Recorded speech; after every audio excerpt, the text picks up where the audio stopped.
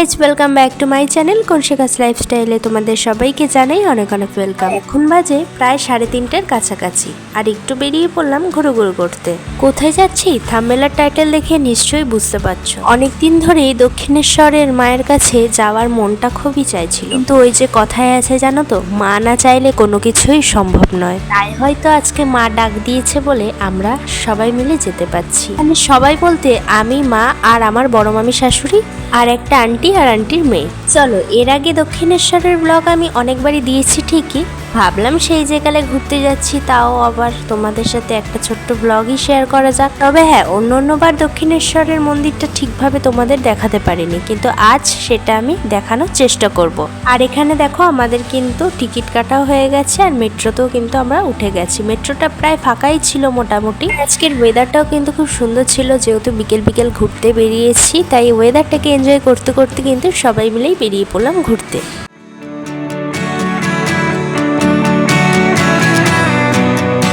সচরাচর আমরা কিন্তু দক্ষিণেশ্বরে সবাই ভোরবেলায় কম বেশি যাই, কিন্তু বিকেলবেলা যাওয়া হয়ে ওঠে না। তাই ভাবলাম তোমাদের সাথে দক্ষিণেশ্বরের বিকেলবেলা ট্যুর ব্লগটা একটু শেয়ার করে।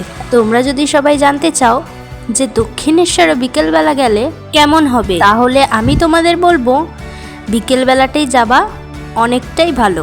কারণ বিকেলবেলা তোমরা ধীরে সুস্থে কিন্তু যেতে পারবে, আর বিকেলবেলাটা অনেকটাই ফাঁকা থাকে এবং মাকে খুব শান্তিভাবেই পুজো দিতে পারবে। আচ্ছা, তোমরা সবাই জানো কি যে এই দক্ষিণেশ্বরে মায়ের উৎপত্তি কিভাবে হয়েছিল?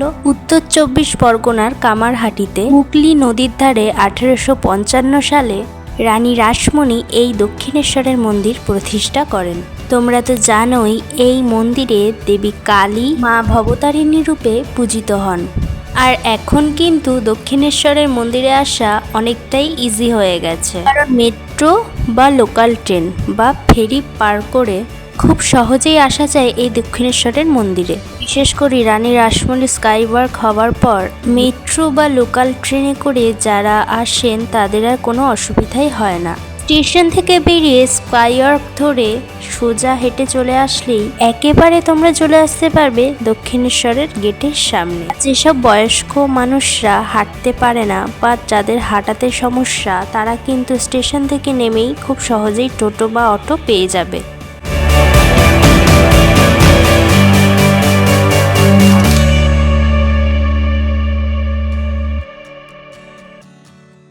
স্কাইওয়াক ধরে কিছুটা হাঁটার পথেই তোমরা কিন্তু পেয়ে যাবে লাইন বাই লাইন খুব সুন্দর ডালার দোকান।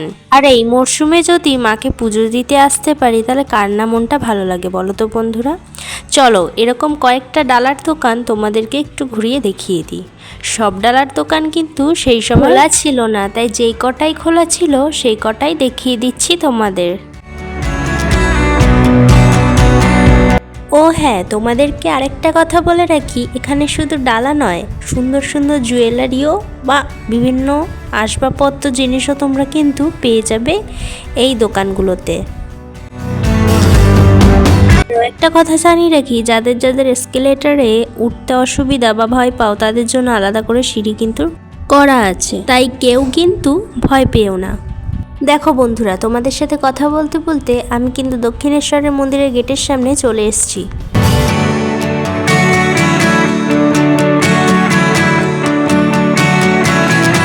তো চলো বন্ধুরা, সিংহদুয়ার পেরিয়ে মন্দিরের ভিতরে প্রবেশ করা যাক।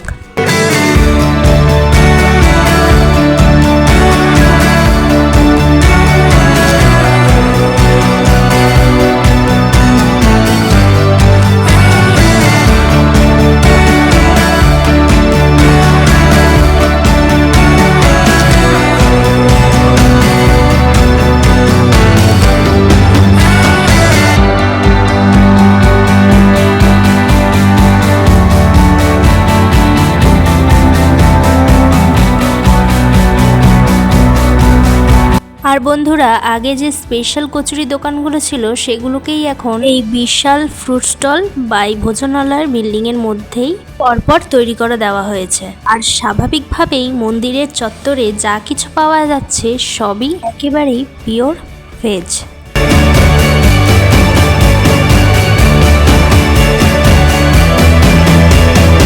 আচ্ছা যাই হোক, তারপরেই বলে রাখি, মন্দিরে যখন তোমরা প্রবেশ করবে তখন কিন্তু ফোন বা জুতো দুটোই কিন্তু জমা রাখতে হবে। তোমরা চাইলে ফোন বা জুতো ডালার দোকানেও জমা রাখতে পারো, বা এখানে কাউন্টারও আছে, সেখানেও কিন্তু তোমরা জমা রাখতে পারো। কারণ মায়ের মন্দিরে ঢুকতে গেলে ফোন বা জুতো দুটোই নিষেধ করা আছে। চলো বন্ধুরা, বেশি কথা না বাড়িয়ে এবার একটু গঙ্গার ঘাটের দিকে যাওয়া যাক।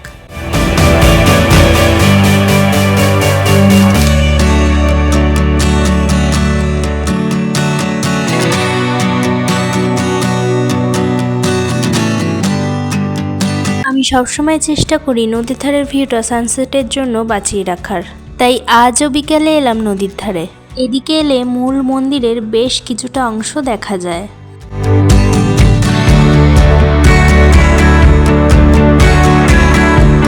বিশেষ করে শিব মন্দিরগুলো খুব সুন্দর করে দেখা যায়। সবটাই যখন বলেছি তাহলে এই কথাটাই আর কেন বাদ দিই। তোমরা যদি গঙ্গার ধারে এসে কেউ যদি মনে করো যে একটু গঙ্গার জল বাড়িতে নিয়ে যাবে, তারও কিন্তু সুবিধা এখানে করে দেওয়া হয়েছে। আর এই গঙ্গার জল নেওয়ার জন্য কিন্তু তোমরা ড্রাম পেয়ে যাবে। ড্রামের দাম হচ্ছে মাত্র 10 টাকা থেকে স্টার্টিং। আমরা আর এইবারে গঙ্গার জল বাড়িতে নিয়ে যাব না, কারণ এর আগে এসে অনেকবারই নিয়ে গেছি। এখনও বাড়িতে কিন্তু অনেকটাই গঙ্গার জল রয়ে গেছে। আর বন্ধুরা, তারপরেই বলে রাখি, তোমরা যদি এখান থেকেও কেউ ডালা কিনতে চাও তো কিনতে পারো, একদম মন্দিরের সামনে ডালার দোকানগুলি। আর আমরা মায়ের জন্য 51 টাকার ডালা কিনেই পুজো ভালোভাবে দিয়ে আবার কিন্তু ফোন হাতে পেয়ে গেলাম। তাই আর কি সন্ধ্যের ভিডিওটা শ্যুট করছি। মাকে কিন্তু আমরা ভালোভাবেই দর্শন করেছি এবং ভালোভাবেই কিন্তু পুজো দিতে পেরেছি। এবারে আমরা বাড়ির দিকে রওনা দেব।